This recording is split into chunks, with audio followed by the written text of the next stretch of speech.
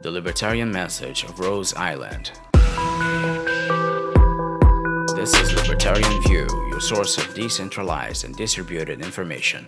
This video is regarding the most talked about movie on Netflix on libertarianism, Rose Island, or in Italian, L'incredibile storia dell'Isola delle Rose. This Italian movie is based on a true story well known to the residents of Rimini and the Italian Adriatic coast. Not surprisingly, this story remained unknown for a long time to most of us. The movie is outstanding with a stellar production. The story is real, although somewhat romanticized. The most important events, such as the making of the island, were true. Giorgio Rosa, who projected and built the island, faced the Italian government, the United Nations, and the European Council to get the recognition of the island as an independent country. It had a postage stamp, a post office, a telephone, and most importantly, fresh water. The island became a hit in the summer of 1968, and in the end, well, no spoilers here, just watch the movie. This kind of story is more common than it seems to be. Unfortunately, for obvious reasons, hierarchical mechanisms for distributing information, such as television, newspapers, and schools, rarely report these achievements. Many people throughout history realize that the state is deceiving. Think about it, if 500 corrupt people are allowed to get together and write something named Constitution only to tax you, what would prevent anyone from gathering 500 random people in a bar to scribble nonsense on a piece of napkin and start taxing everyone? There is no ethical justification, absolutely no reason for the existence of a state. The state is a big scam that steals your money via taxes. And that has always been obvious to everyone. This narrative of building your private ancapistan has always been clear to anyone who thinks and has 3 functional neurons. Another known ancapistan is Asivland in Israel, created by Eli Avivi. This micronation emerged when Eli was living in a former fisherman's home for whom he had previously worked. The Israeli government had assigned the area to a Club Med, and since Eli refused to leave the area, tractors were sent to demolish his home. In protest, Eli declared independence from Israel and refused to leave. The case gained spotlight in the local newspapers, and like Rose Island, became a tourist spot. In the end, Club Med left the microstate alone for touristic purposes. The microstate still exists today and is a constitutional democratic republic. According to its constitution, quote, "The president is democratically elected by his own vote," unquote.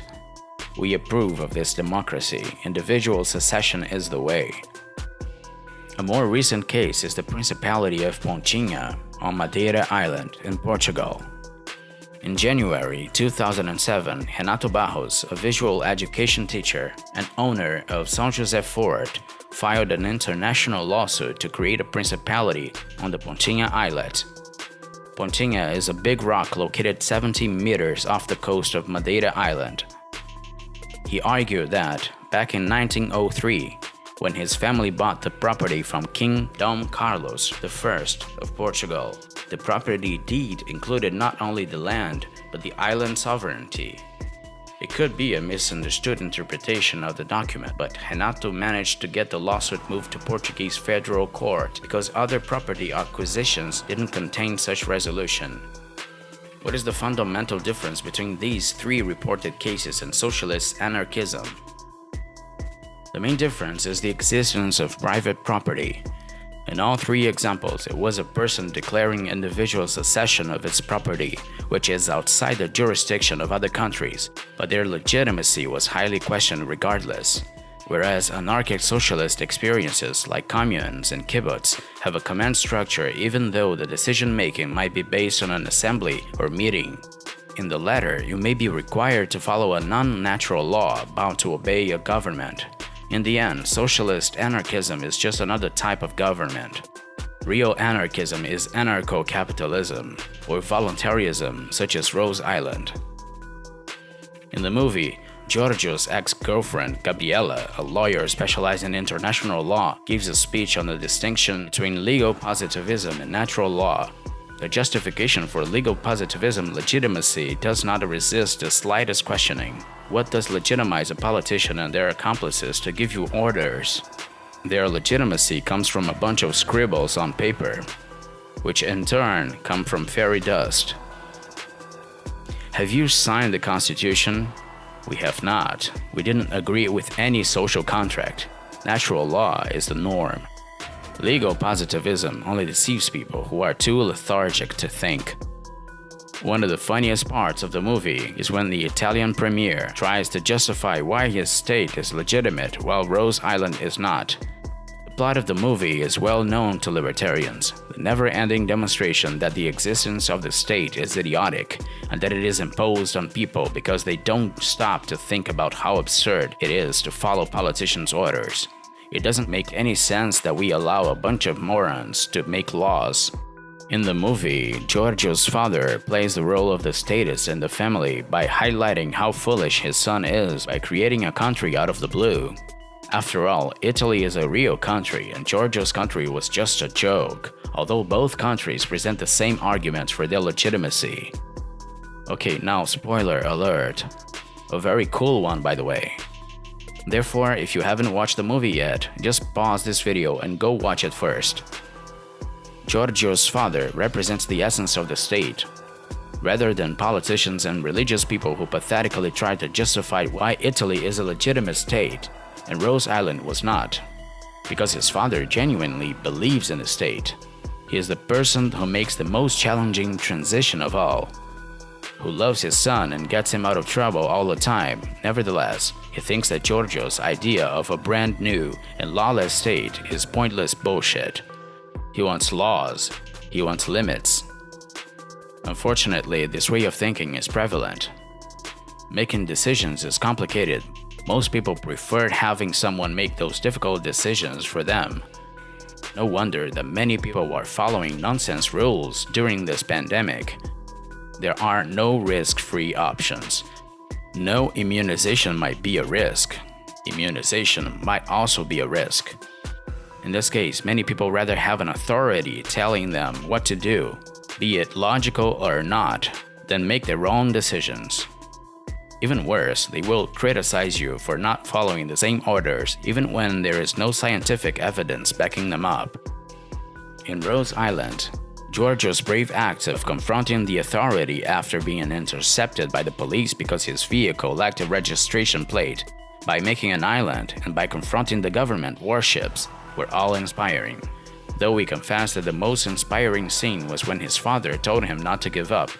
At a certain point, the Italian government tried to persuade Giorgio Rosa to give up on the island by offering him a lot of cash and 2 licenses for resorts, which would be enough for his family to make a living for generations. Concurrently, the state got his father fired from the factory he worked at for 35 years. His father had reservations about the island before. Giorgio then seemed ready to throw in the towel and told his father that he would give up, and that his father was right. However, it is precisely at this point that Giorgio's father realized what was going on. He realized how desperate the Italian government was at the idea of being humiliated by a young man. Violent state retaliation against an individual is a sign of the state weakness. His father told him to move forward. Fuck life and money. Freedom is all that matters. Freedom, even without life and money, is worth the future for the next generations. At the end of the movie, as usual, the state came to its only justification of legitimacy: force. This happened to Rose Island, the Principality of Pontinha, and the Republic of Cospaya. The state's only legitimacy is the use of violence. The Italian state sent the SS Andrea Doria, one of its biggest warships, to torpedo Rose Island. Fortunately, governments are less able to use such kind of violence. If you set up an island in the middle of the ocean, you are likely to suffer the same retaliation. However, the territory has become less important. Information and technology are more important. This statist force is bound to become ineffective. But even if it doesn't, even if we fight for freedom and are targeted by state brutality, it doesn't matter. We will all die someday. There are a few things worth dying for. The most important of all is fighting statist oppression. Thank you for your audience.